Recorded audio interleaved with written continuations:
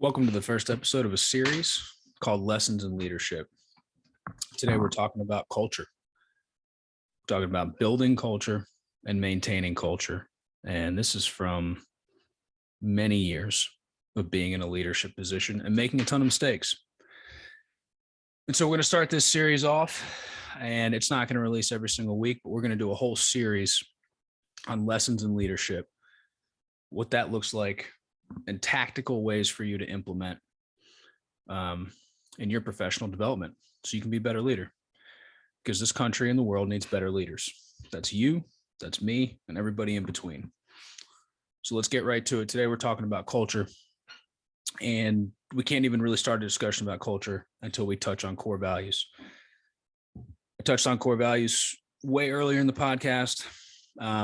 But you know what, man, you can't really overdo core values. So here's the deal. Core values are 3 to 7 values that your organization hires based on, fires based on, promotes based on, demotes based on. All disciplinary action falls through this lens of core values. And all of your culture is built on the foundation of these values that you set in place at your company. And here's the deal. These are non-negotiable items. Now, I'm not saying non-negotiable in the sense that it's something that has to be upheld perfectly. We're still human, but we must be real idealistic in how we approach setting and maintaining values in our organizations. Because look, if you're growing and all the shit falls apart, core values are the glue that holds everything together. When processes no longer work, when the shit really hits the fan, it's the value structure inside of the organization and inside of the people that hold them together in integrity, that keep things moving forward, man. And the reality of the situation is I've run a company with no value system before, and I've run a company with a really strong value system before. And the difference is completely and totally night and day. And you don't know it until you do it. And it's like, so I talk to a lot of people, and I do a lot of like group coaching on core value and SOP implementation. And recently it's funny. So like our business over here is growing incredibly fast, and a bunch of our processes and procedures like don't work anymore. They're outdated. Even though they were, recent in the grand scheme of things, but they're outdated and they needed reworked. And we had a quarterly prep meeting to discuss some of this. And we had there was some tension in the meeting. There was some confusion that led to a communication breakdown that led to some tension. And as I reflected on that, 90-minute moment in time, what I kept coming back to in my head was that exact system: confusion that led to communication breakdown that led to tension. And this was among some leadership team members only. So it wasn't some company-wide thing and whatever. And what was very interesting to me is as I thought of how that trickles into a company when there's no value system to be upheld on the other side of challenging moments, there's nothing to solve the problem. And when there's no when everything else breaks down, when you're really trying to build something and you're really trying to serve other people, when everything else breaks down in front of you, if you have a value system to keep things rolling, you're really going to be okay. And so let me tell y'all, here's how this works. So the foundation of building culture, the very first thing that has to get done is you need to set core values in place at your company. These are 3 to 7. These are 3 to 7 values that you as the leader are committed to living by every single day of your life. Not 9 to 5 while you're at work, not 9 to 5 Monday through Friday while you're working inside of your business, not something that you're willing to talk about in front of people and ask them to do without participating in. This is 3 to 7 values that you need to live and die by yourself. And part of being in integrity with yourself is acknowledging when you've made mistakes, is acknowledging when there's places to improve upon, and not just acknowledging that privately, man. It's about being humble in front of your team. Like, these are people that you are serving. These are human beings that have trusted you. You're not a leader because you said you were a leader. You're a leader because other people decided to give you an opportunity to lead them. That was their decision, not yours. And if anybody's confused about that, your leadership tenure will end sooner than you'd like, but people have given you an opportunity. You didn't take that or steal it or demand it. It's not how leadership works. This value system has to go into place, and it needs to be documented in writing. This isn't something that you can just throw out willy-nilly here and there and expect it to stick. This isn't like throwing shit at a wall. This has to be documented, and it needs to be reviewed regularly. So a really simple system to go by, if you're leading a team and you've got a staff, weekly meetings on the core values. Now, if you have a huge organization and your meetings are departmental instead of full staff, that's fine too. Your department heads and your department leaders should be vision carriers for your organization, and they need to be leading the beginning of their department meetings talking about core values. So every single week we have a full staff meeting and we discuss core values. Sometimes we focus on one specific, sometimes we just go through the whole list. But what happens is these things become ingrained because people start to pay attention, and watching other people implement them when challenges arise and implement them during successful times starts to change the game psychologically for your team. They start to understand that this isn't one of those fly-by-night things that you're implementing in the business that's not going to stick and not going to happen. Because chances are you've made a lot of speeches and said a lot of things and sent a lot of emails and made a lot of commitments and not followed through on all of them. Chances are your team is not 100% convinced and confident that you're actually going to show up when you say you're going to. Chances are that in the past, you've owned some stuff and some mistakes that you've made and then turned around and done nothing about it. But when other people make mistakes and other people are struggling and other people have challenges, you expect them to be held accountable, and you expect them to do something about it. And you expect them to be held to a standard that you do not hold yourself to. So at the very core and foundation of your company's culture lies the value system that you as the leader can live by. And once you can live by it in a disciplined fashion, then you can hold other people accountable to doing the same thing. So look, step 2 on that process is we're building the foundation. We're building a house of culture here around our team and our company for protection. And I say it all the time, our core values are our shield of defense against our human psyche. Our core values defend us from ourselves. Okay? That's what this is in place from, because we're all humans. That's all we are, is we're trying to run a business. We're humans. We're trying to lead people. We're humans. The next step, building a culture here, after we've got our core values set and our foundation in place, the next step is having some sort of an accountability structure. And this is something that I've personally struggled with for years, because my favorite thing in the world is giving people second, third, fourth, fifth, eighth, ninth, 12th chances.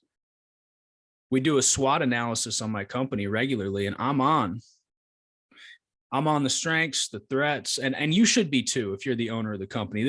I'm not doing anything special by doing that, but one of the interesting parts that's on the strengths and weaknesses for our SWOT is my emotional connection to other people. I become very emotionally involved in people's lives because I fucking care. I fucking care, like, a lot. And I have to be really protective, or I end up in sticky situations where people are supposed to be held accountable, and instead of being held accountable, they're not held to the standard they need to be held to. They're not propped up in the position they need to be propped into. Their feet are not held to the fire. Their behavior can get excused. That's a weakness of mine. And so how do we combat? A great leader is an empathetic person. So what's a good shield of defense that we can set up against that? We need stopgaps, because to do what's best for the greater good inside the organization means having difficult conversations with people that we care deeply for. There's no way around that. So what are some ways that we can set up some accountability structures there? One's a performance improvement plan. Okay, performance improvement plan can look something like this. You make this a process. You take it out of your emotional court and you put it in the company's court in a procedure. It can look as follows. First, you get a verbal warning. Hey, Sally, last week, this, and this. This is just a verbal warning. Here's some ways that you can improve in that area. Next time we'll have to write you up. document it, etc. The second step is a written documentation with a performance outcome. This is what you need to do. These are the areas that you need to work on. ABC. It's written up. It's signed by both people. The third warning is a write-up and a probationary period, or a termination. The fourth time is an instant termination. I think that going from 3 to 4, it really needs to be, to not get let go on 3. They really need to be somebody key at the business. And it really needs to be a technical, it can't be a major value issue, right? If people are proving over and over again that they don't fit your core values, they automatically become a cancer in your company. If they don't fit your values and they're getting away with not fitting values, then other people are going to join and do the same thing. So the performance improvement plan, or PIP, is a really good stopgap option for people like me who have difficulty at times holding people accountable to the level that they need to be held accountable. You know, and another stopgap is telling yourself something that I've been telling myself recently a lot. Nobody can come above the mission. My organization has a purpose and has a mission. And that mission is to get to $100 million in revenue to help 10,000 people a year. That's a pretty major mission. And if I put any single one person, including myself, over that mission, I hurt thousands of people in the interim. And I tell myself that because it makes me understand what it is, the choice and sacrifice that I'm making in total, right? That's another way that you can put a stopgap in to drive accountability. Department leaders are great too. I have this little practice. This is a suggestion from my wife, but not allowed to make any decisions on the first phone call. Somebody calls you and they have an issue and they're upset and this, that, and the other thing. Got to have a 24-hour wait time. Look, man, basically what happens is we implement processes to protect us from our emotions. There's no place for emotional decision-making in leadership, though it inevitably is going to happen. But when you do that, when you make emotional decisions for one team member and then you don't do it for another, you lose leadership credit. You're playing favorites and it shows to your team, and your responsibility is to your entire team as a whole. There's no way around that. So at the foundation of building a strong culture, we have core values. At the framing of building a strong culture, we have accountability. You need to be self-aware and acknowledge your weaknesses as a leader. You need to be open about those with your leadership team, and you need to set processes and procedures to drive accountability regardless of the challenges that you face as an individual. And I'm telling you this from somebody who is challenged in that category because he loves and cares about people deeply. And I'm not fucking embarrassed by that. It is one of my biggest superpowers, is the level in which I care to be of service to people. But as a leader and a man who needs to step up to the plate to drive accountability in his business and drive accountability in his household and drive accountability in his community, because that's what leaders do. Leaders create leaders, and leaders are created by being accountable, radical responsibility, and extreme ownership. That's what really defines a leader. The leader's ability to create that in other people.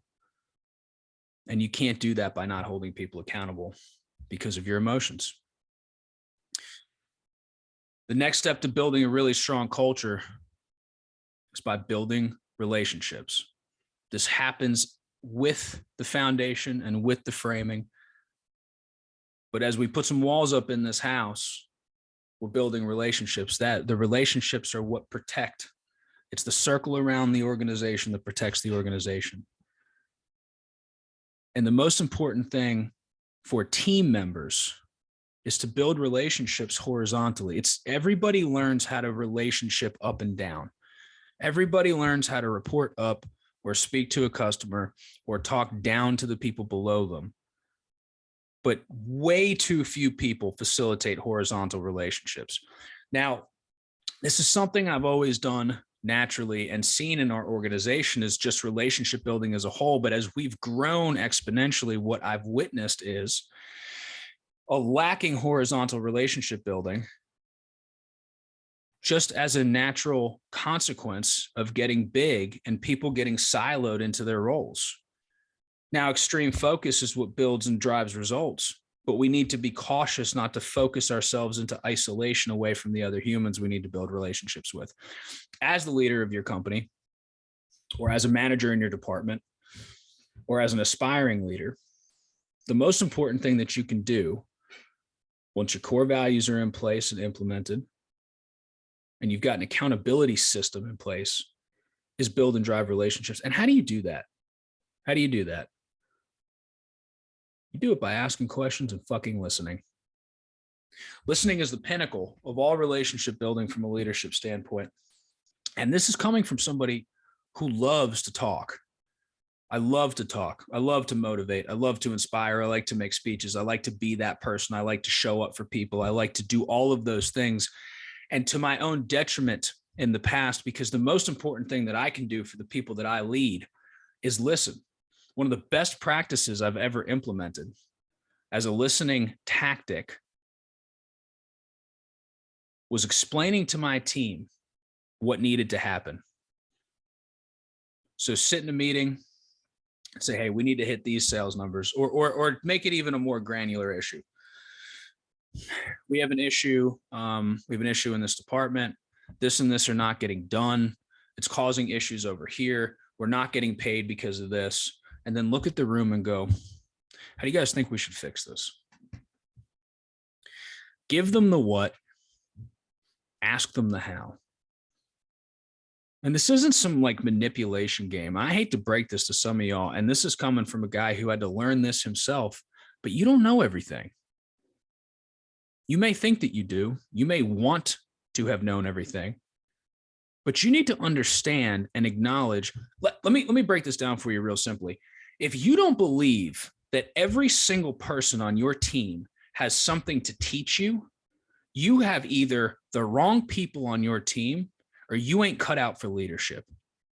And I'm going to repeat that. If you don't believe that every single person on your team has something to teach you, you either have the wrong team or you are not cut out for leadership. We need to be able to facilitate discussion without running it, manipulating it, and guiding it to our own bias. As leaders, to build relationships, we need to facilitate healthy discussion, not always the most pleasant. We need to facilitate decisions being made that aren't our way of doing things. We need to let people know that they're heard. So how do we build these relationships? We make time for them.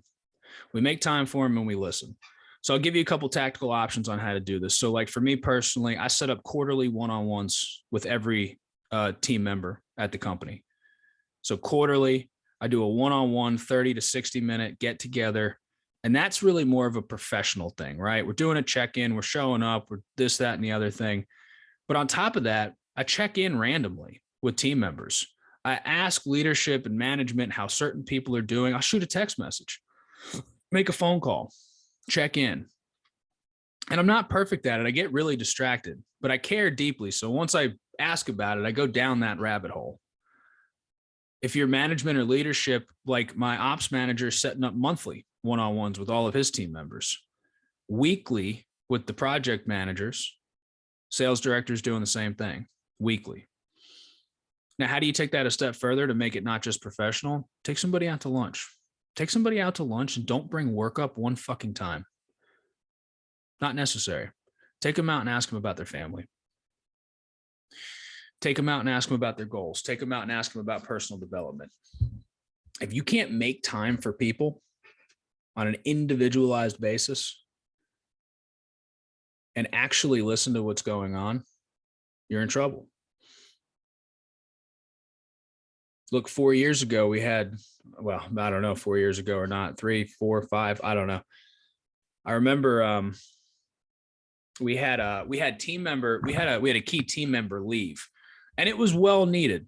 They should have been fired long before they quit, but that used to be the way I did business, right? I just made it as annoying as possible. I knew you needed to go, but I was too scared to have those conversations, and so I just facilitated it and make it difficult enough until you quit. As a bitch move, don't do that. Fire people when they need to be fired. That's how you build culture. But anyway, when that person left, who I believed was toxic and would make everything better, 3 other people left with them. Not that day, but over the coming 4 weeks, we had 3 other people. And I always refer to it back as the mass exodus that changed my view on culture forever. Because people tell you all the time that negative people are a cancer, and people tell you all the time that toxicity spreads to other people. You don't know how true it is until you lose 2 to 4 people at one time. That's when the game changes. That's when it became clear to me. So let me give you all this analogy. So what do we have? We have core values as the foundation of step 1. We have an accountability structure built into our procedures as step 2. Step 3, we have building relationships. Building those relationships will help facilitate the other 2, and you're well on your way to building a culture. But I'm going to give you guys this analogy. This is how I look at culture. This was a stark realization for me that I think can really help you. Culture is a roller coaster that has no top. There is no high on the roller coaster that is company culture. Here's what happens. All of these things are done. Core values need to be built into your processes. Build them into your meetings and structure the discussion on a weekly basis. Accountability needs to be built into your processes. Structure stop gaps and performance improvement plans into your procedures to avoid getting sucked into an emotional vortex where you're no longer leading and you're being manipulated. Structure relationship building into your monthly or quarterly initiatives for yourself on an individual basis with your team members. So we've processed culture. It's not some willy-nilly, we'll see if it happens, we'll do our best, if I'm a nice guy, it'll be fine thing. That's not how this works. So what happens now? We have a procedure for this and we have to uphold it. So we're on a roller coaster of culture that has no top to it. If you follow all of these procedures, what happens is your company operates at a smooth, healthy level of culture, okay? Right across the middle. What happens if you stop following these procedures and you waver and you fail is the roller coaster plummets. So what happens here is people in leadership are tricked into believing that following the procedures and doing all that stuff doesn't actually do anything because there's no high like there is in sales or fulfillment or project. There's no top to that roller coaster where you can go, see, we did it. See, it's amazing. See, that's incredible. The metrics are very difficult to follow outside of long-term employee retention and some other basic KPIs, but the metrics aren't like sales and marketing and data. When it comes to culture, the metric is arbitrary. What happens on this roller coaster is as you give 100% into this, the 100% return that you get is a smooth, healthy company. You don't know what a smooth, healthy company is until you either lose it or you never had it before and you create it. But for a long time, I was tricked into believing that our high performance and fulfillment meant that our culture was good, because how could you perform at a high level without a good culture? Then we experienced a mass exodus, and I said, well, what the fuck just happened? I thought I was leading everybody well. We were having this performance. Everybody was getting trained. We were getting all these jobs done. We were making all this money. But what I realized was there was no culture built into our procedure. Our core values were not documented. There was no structure to it. Nobody was following them. Don't fall into the deceptive track of the numbers making you believe that your culture is on point. If you are not processing and proceduring these things into your day-to-day operations, you are in trouble. I know because I did it. And I know because as I grow as a leader, I find every couple of months, there is more for me to implement on a personal level. I love my people and I love leadership, but it is a hard, challenging road. I have to continue to grow and evolve in how I listen, how I engage, how I interact, how I give one-on-one attention, what the needs are of my people, and how I can facilitate giving that to them. And I fail at that at times. And it is my responsibility to hold me accountable to fixing that. But it becomes a lot easier and a lot simpler the longer these procedures of culture building stay in place. So treat culture like a department in your business that you're the department head of and your whole company falls underneath. These 3 tactics will give you an incredible amount of distance ahead of your competitors, because I promise you 95% of your competitors aren't doing this shit. They're not. Buying pizza and coffee once in a while for the team after they've killed themselves, it's not culture building.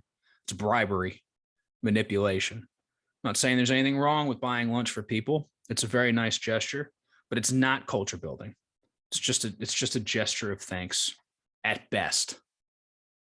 Core values is the foundation, documented and implemented into a weekly structure. An accountability process is the framing. You build that into the procedures and you follow it in a disciplined manner. And the third thing is building and maintaining relationships, and you can stay smooth on that roller coaster too. Look, thank you so much for listening to the episode. I appreciate it. This was Lessons in Leadership #1, culture. I'll see y'all next week.